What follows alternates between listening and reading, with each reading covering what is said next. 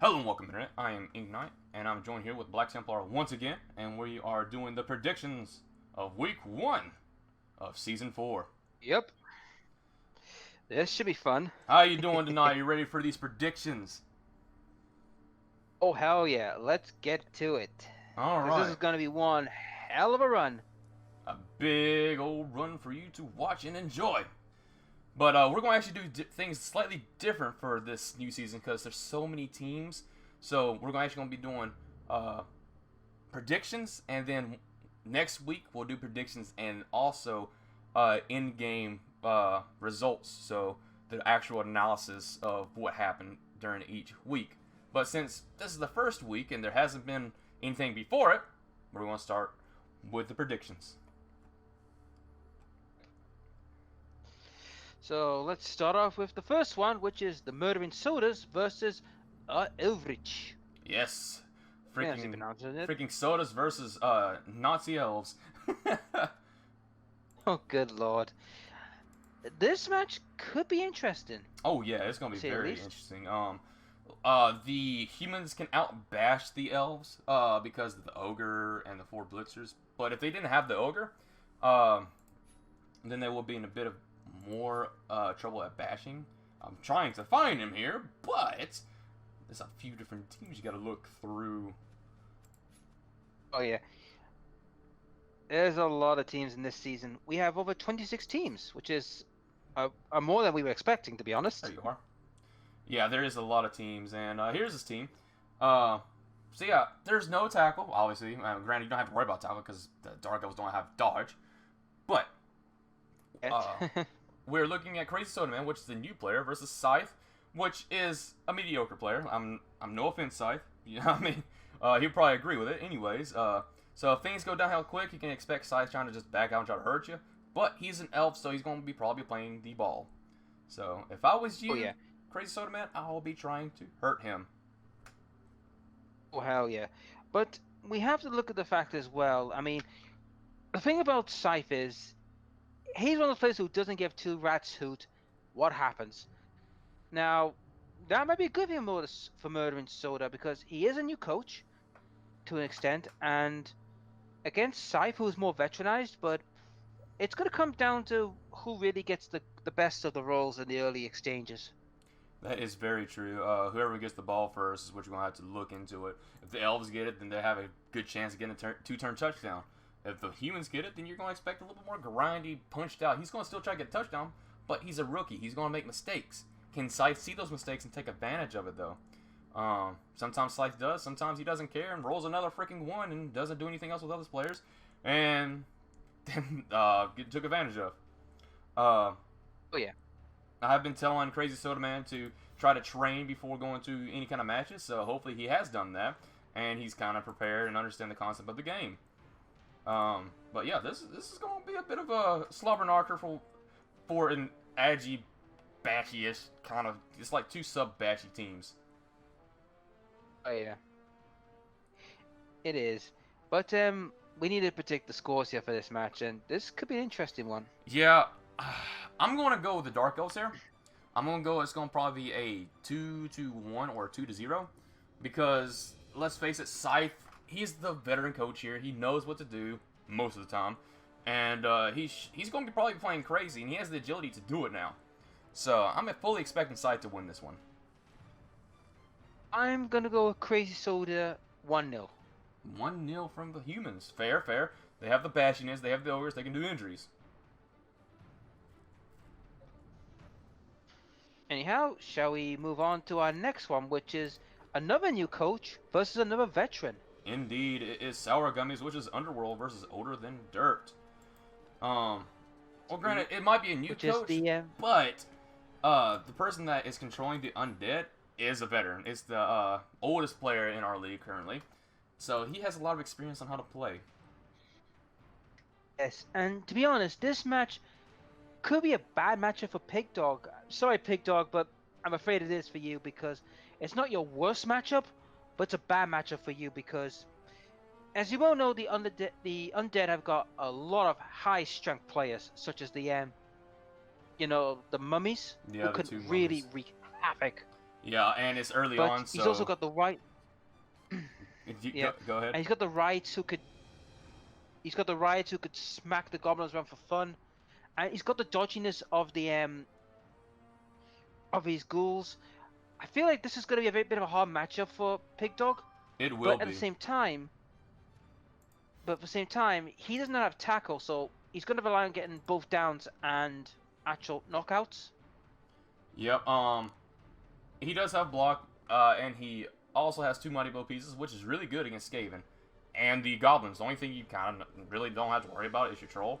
But Troll can get hit and can get hit hard. Luckily, he has regeneration. But the thing is, like, my opinion is going to be going with the freaking Undead team, obviously here. Obviously here. I was kind of muttering right there. But, yeah, he doesn't have any claws. He doesn't have any Mighty Blow yet for his blitzers, so his team is very, very vulnerable. He can get the ball and handle it very well, but how long can he hold the ball? That's the question. I mean, for Pigdog, he has the advantage of a one-turn touchdown if things go his way, but we all know Pigdog has one of the most up and down luck factors we've ever seen. Indeed, and he has to face 2 Mighty Blow pieces with armor value 7 and 8 mainly. Mainly 7 though. Yeah. My advice to you, Pigdog, keep your blitzers away from those mummies, because if he gets a hold of you with those mummies, and I suggest you write your last will and testament for those players. Yep. Something I suggest for you, Pigdog, is try to bring down a ghoul, or even a mummy for that matter, with your troll, and foul. Surround and foul, because that's your best opportunity to do. Because, this is not the matchup for you. You can get all the kickoff events, because you have the fan factor, the coach assistants, and the cheerleaders. But it's going to be tough, man. It's going to be really tough. We need to go ahead and move on to the scores, though, because we got a lot of teams to cover. Oh, yeah. I'm going for the Old Dirt to win 1-0. Yeah, I'm going to go with a 2-1 for the Old Dirt. Older than dirt. And now we move on to our next match, which is House in the Bridge, which is Pyro Joe's Vampires, versus Crash Force, which is our newest coach, who plays the Orcs. Orcs. Get ready for the wah! I think this will be a whimper, to be honest. A whimper? However, yeah, because here's the reason why. I mean, when we looked at the Orcs teams in the last video, I do recommend you check out. I've said before about this team, the Orc team to me is very fragile in its strength, its mobility, and with one reroll, that's kind of asking for problems.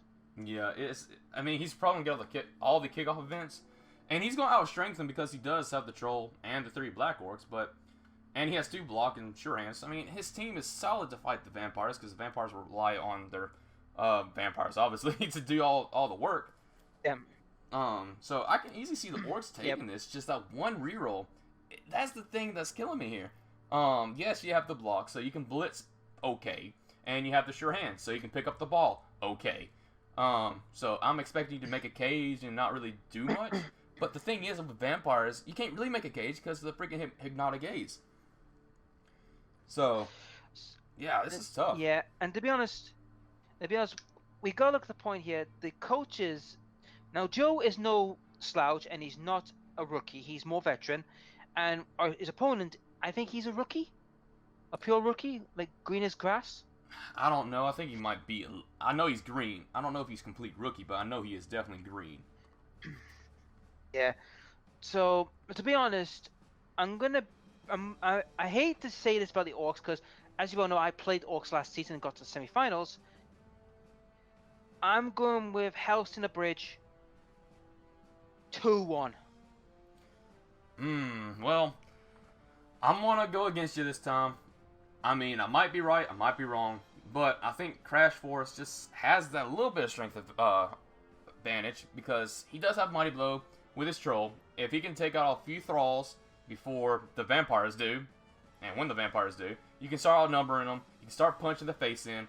I mean, you're down 1 Black Orc, but you still outstrength them because of your Troll.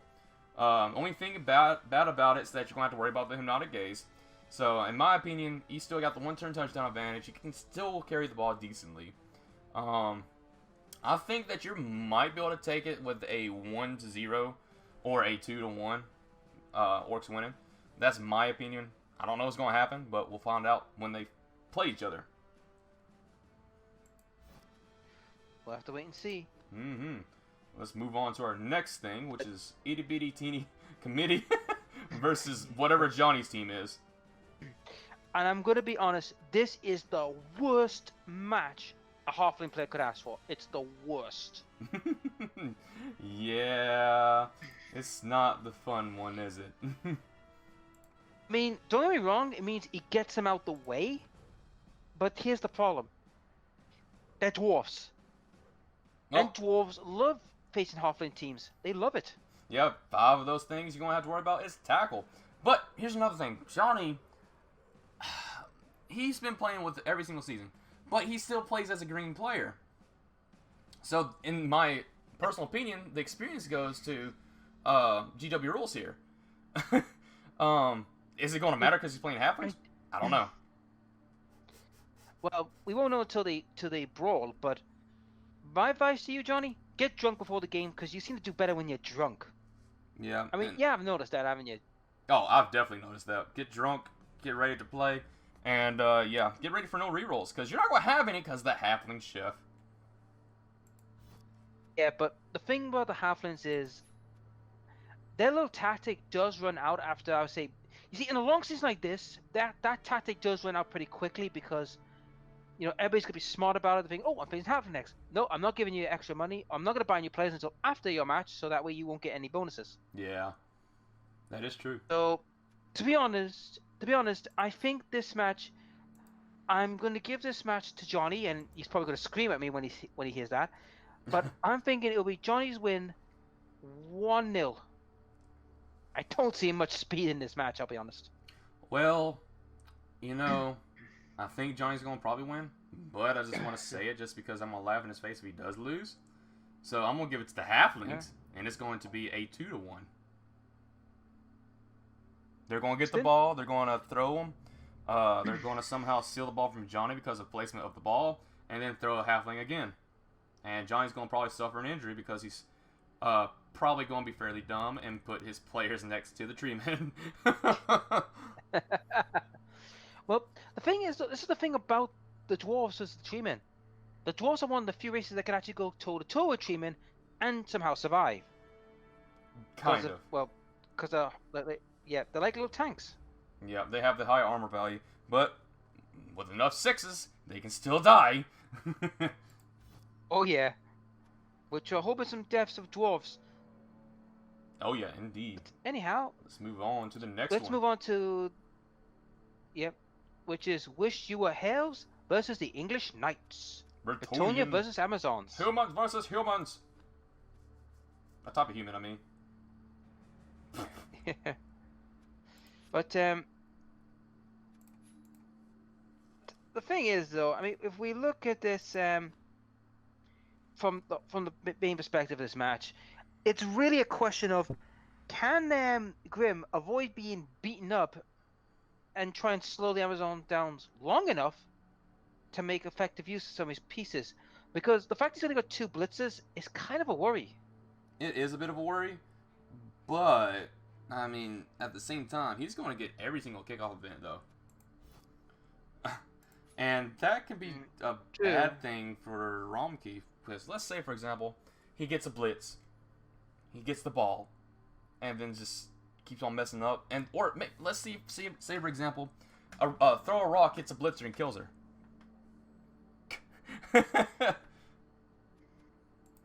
With all that extra fan factor, it's not going to go after the Bretonian team. It's going to go after the Amazon team.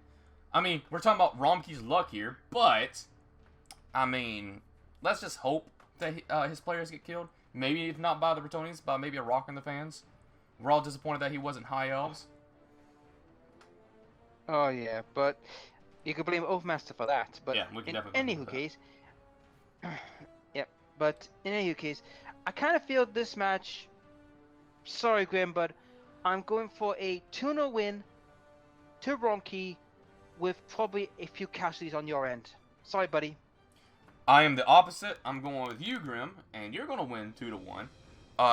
And a freaking rock's gonna be thrown at a Blitzer's face. If not a Blitzer, one of the Amazons. Regardless, one of them is gonna get thrown with a rock. Let's only hope that does happen. Yep, I hope it does, because that'll be hilarious. Either way, let's move on to the next one, which will include the, well, it's me versus freaking, vampires. Cool. Vampires. Yep. This match, I'm going to be honest, you've got the most advantage because you have a strong line out of the lizards. Yep. Obvious reasons. However, there is two problems I think both teams are going to struggle with. One, neither of you can block for hell, because if you even attempt it, it could end up being a disaster. Mm-hmm. And two, the vampires have little no way of dealing with the little skinks. They don't. Except for probably suicidal tendencies, but I probably would like use both downs to kill a skink if I have to. But barring suicidal tendencies, I would say this is a match where I feel you've got the advantage in the running game, but I have a feeling because of the AG side of it, the vampires can pretty much negate that. Well, yes and no. They do have the hypnotic gaze. I have the dodge, and also have the strength to outstrength them. Well, I don't exactly outstrength them, but I do have 2 extra players that have strength 4. I mean, the rest of my team is strength 2. But yeah, it's gonna be a match. It's gonna be a well-placed, fair match. So let's be honest here. Do I expect to win? I'm gonna try to win. I'm gonna try to injure as many thralls as I possibly can. That's probably one of my strategies. Oh. But there's the vampire BS that you have to worry about sometimes. But if they start rolling 1s, that's where things can get a little tricky for them. Oh yeah, but I'm going to be honest. This match is it's gonna be nip and tuck. It's gonna be falling down the dice in this match. I think Nuffle is gonna have the biggest say in this match, without a shadow of a doubt. Indeed. And I think the scoreline would be, I'm going to give it to you, 2-1. Oh really? I was expecting a draw there, but all right, I'll take it. It's just I got a bad feeling the vampire's bloodlust is going to be coming back to haunt him at certain points in the match. Yeah, that's vampires, and he has 1 less reroll than the other vampire team. So we'll definitely find out what that does to them. But either way, let's move on, because it's mine. I can't really say anything about it. And let's talk about the Wood Elves versus the NECromantic team. Right. Now, this Wood Elf team is a little bit fragile. I mean, we talked about this in the previous video. I feel this is a fragile elf team against a pretty strong necromantic team, which I gotta feel if that necromantic team gets motoring, there's gonna be a lot of dead elves strewn over the pitch. Yeah, the Wood Elves have the movement advantage, and he can pick up the ball, do really good ball handling skills, and he can blitz very easily in against a cage. But they're fragile. They can get fouled. They can get wrecked. I love his team names because of the different colors. But it's not going to be fun for Doubtful if he gets injured. Because his regular lineman, that's the main issue. His War Dancers probably will survive this first one because the Necromantic team doesn't have any real way to deal with them besides bringing them down and then fouling. But they don't have tackle. They only have 2 blockers. So yeah, it's gonna be rough for them. I don't know. It's gonna be rough, but I kind of feel for this match. Like I said, if the Necromantic gets going, then Direful's in major trouble. However, if Direful can get around some elven bullshit, which, let's be honest, it's elves, I think he could make, the Necromantic team's life a living hell. Well, I'm going to say something else here. Doubtful and Roger, you might say they're pretty much rivals here. And I can already hear it now that Roger's going to say that he's going to hate Elf BS. And I'm probably going to say that Doubtful's going to win here. I'm probably going to say that Doubtful's going to probably win here 3-1. Ooh, that's pretty harsh. Yeah. Now, well, Roger doesn't have good luck. Now, Roger, when you play this game, please, for the love of God, don't try and destroy your table like you tried to do in our Fumble match. Okay. Please. But I'm gonna buck the trend here. I'm going for Roger to win 2-1. Oh wow, that's interesting. All right then, we'll definitely see that. We'll see what happens on the Blood Yep. Bowl pitch. And next one, oh, now this should be interesting. This is the battle of two new coaches, which we have the Goblins, which is the Irascibles, versus the Ram Serial Killers. This is gonna be a fun match to Oh, watch. I see two outcomes happening here. I see one outcome: the Goblins probably will wreck a couple Chaos Warriors and cripple his team for the upcoming matches. Or number two, the Chaos will freaking wreck some Goblins' faces and maybe kill a special weapon or a troll. I have no doubt on that. In fact, I'm kind of expecting it. Yeah. But here's the problem I think the Chaos have got, and I think you could see the big problem. They have no way of catching a Goblin without practically getting a POW or committing suicidal tendencies by taking both downs. Which they have the armor value to do so, but I mean, it's not gonna really help them too much unless you do it with a Chaos Warrior, and even then, you still have to suffer the armor and injury roll if you do that. So. Yeah. So to be honest, this match, I'm gonna be honest. I'm gonna go with, and I'll be honest, I'm gonna go with the Goblins 2-1. Yeah, with the Goblins having all those secret weapons and two bribes and the two trolls, it's gonna be hard for the Chaos team to win here. I mean, if they can start taking out Goblins relatively quickly, marking pieces and taking them out, they'll probably do decently. But if they start getting injuries on them, like say for example a Chaos Warrior gets freaking chainsawed or a Beastman gets chainsawed in half, maybe in dying, or that or a Fanatic or a Troll says hello. Yeah, it's not gonna be a fun day for the Chaos. So yeah, I'm gonna have to agree with you. I'm gonna go with Goblins 2-1. Next round is the Sending the Circus and the Clowns. It's the Flying Graysons of Kislev versus the KGB Rotterdams of Nurgle. Ghoul, as they say. But this one's interesting. This is agility versus bashing. Yeah, and the bashing is good at defense. And Brightops might have some problems here because he won't be able to play his passing game because of, well, Nurgle, because of their whole little pestilence problem. Yeah. However, I do feel the advantage is on Bright because he has the movement and he does have the crazy jumping skills. He does. Only bad thing is about Bright, he has to worry about a Beast of Nurgle, which has tentacles automatically, and Mighty Blow. Good luck trying to fight against it because it has foul appearance and disturbing presence. It is really stupid, but if any of your players die, they become a Rotter. However, there's only one real ball carrier for the Nurgle team. Yes, the Rotters can pick up the ball and handle them just as fine as the Pestigore, but the Pestigore is the fastest player on there with 6, and the Rotters can get...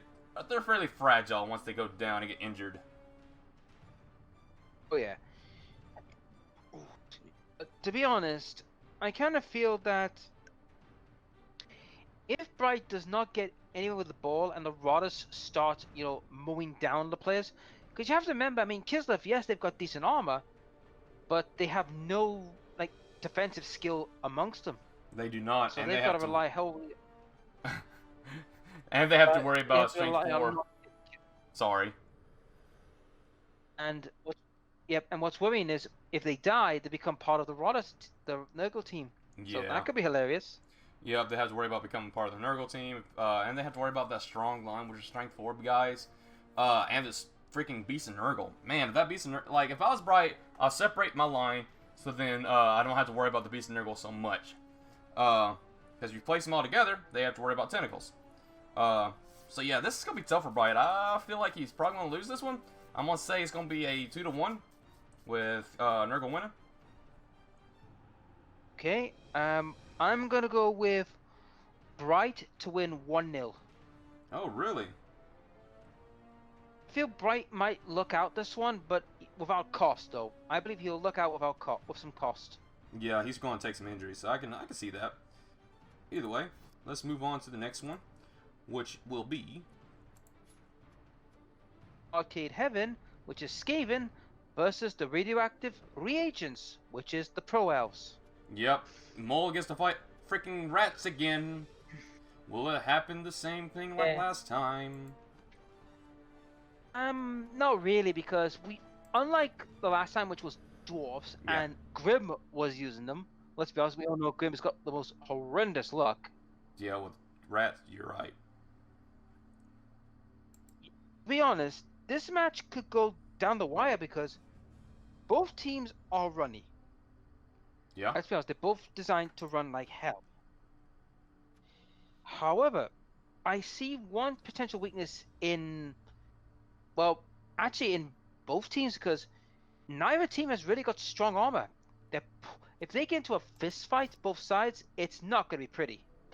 Well, I think that the Skaven team has a little bit better advantage for staying upright, because they have both block pieces, but they also have 4 dodge pieces, which the pros don't have anything to do with.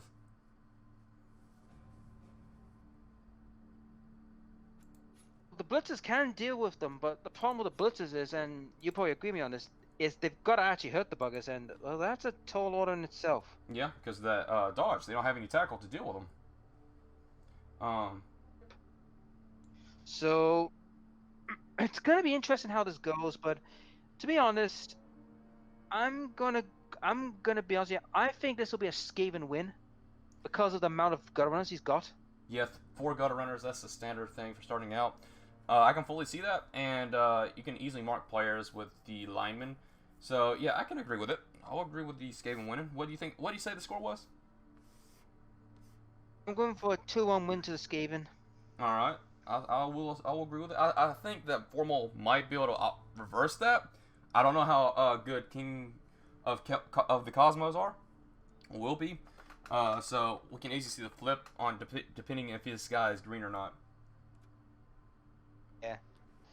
We'll just have to wait and see how it all progresses on that match. Indeed, indeed, indeed. So let's go ahead and move on to the next one, which is Lethal Leaves. Lethal Leaves. And Valhalla, here we come. So that's Norse versus Halflings, I believe. And, yep, and it's the defending champion Molt who will be playing this one. And I'm going to be honest, this match could get really ugly really quick. Yes, it can. I mean, let's not beat around the bush here. We all know that the weakness of a half-elf team is the half-elves. Without a shadow, they're the weak point. However, I mean, his advantage is he's got 2 treatment, but here's the downside. This kind of matchup is one of his worst matchups.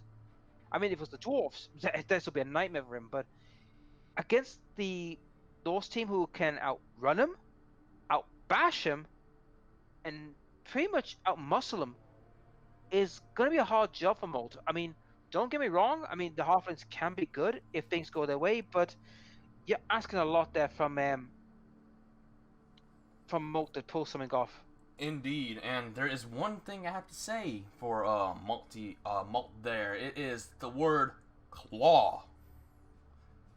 That is super scary for treatment. They have natural armor of 10, but that claw reduces down to 8. And all we'll be hearing is, "I'll get you, gadget." That's what we'll be hearing probably. Probably so. I can see it now. Freaking treatment goes down, and I guarantee you, once the treatment goes down, he can probably get surrounded and then fouled.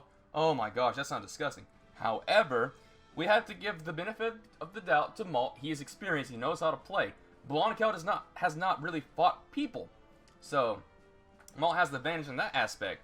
And yeah, the claw might come into play, but the experience might come into play as well. And also, the main thing of rerolls we have to worry about.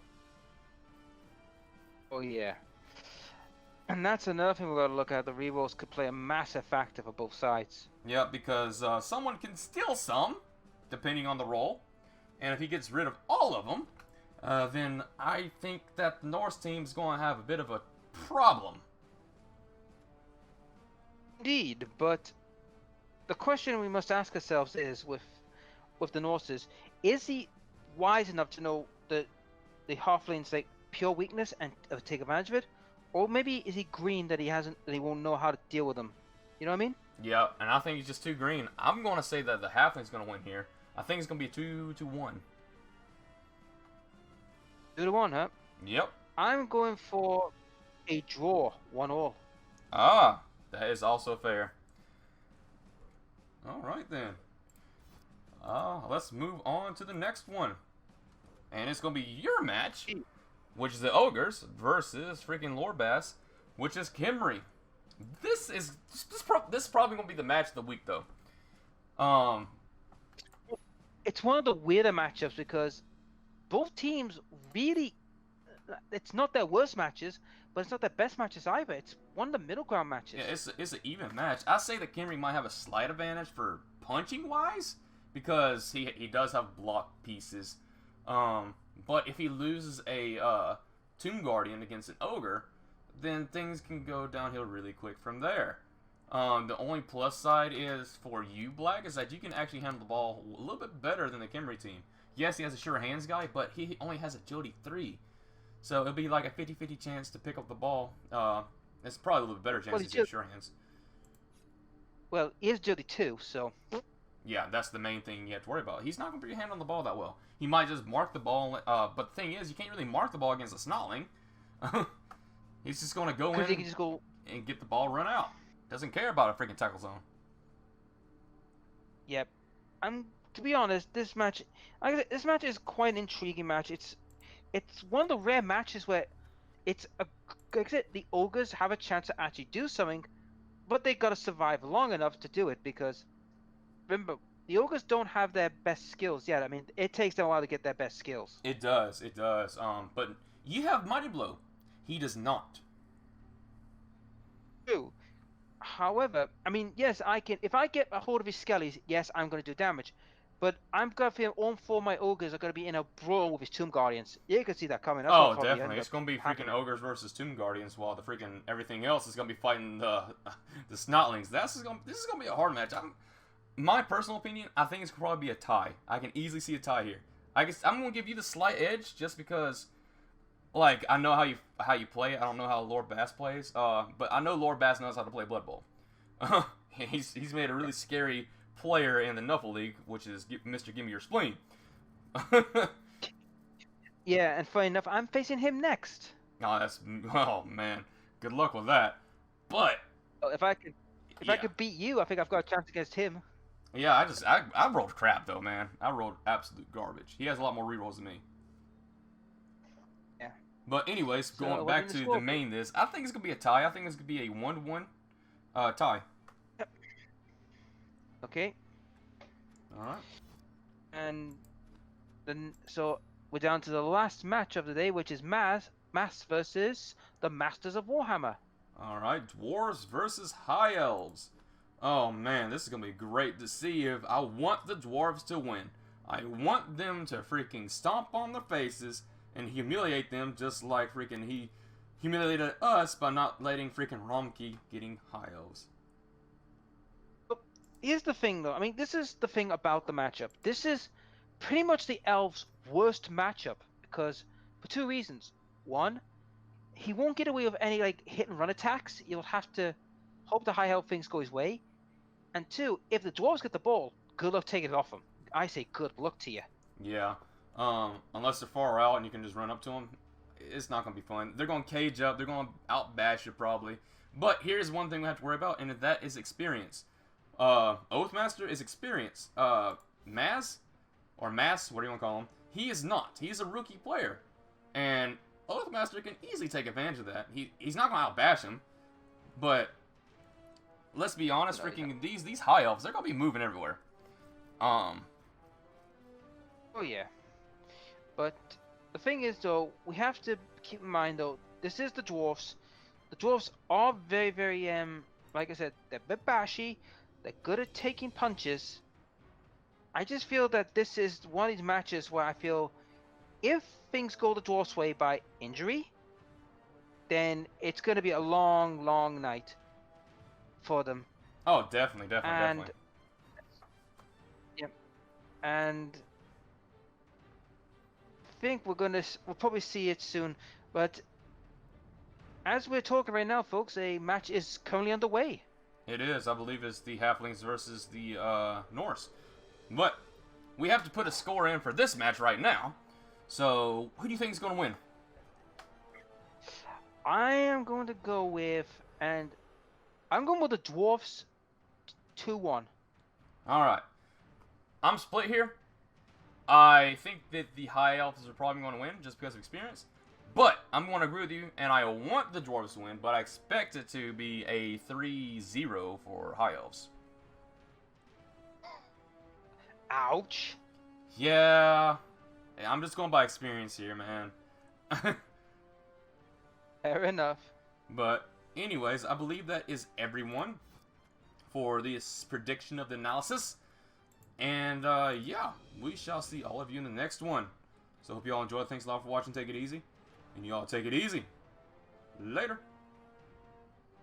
See ya.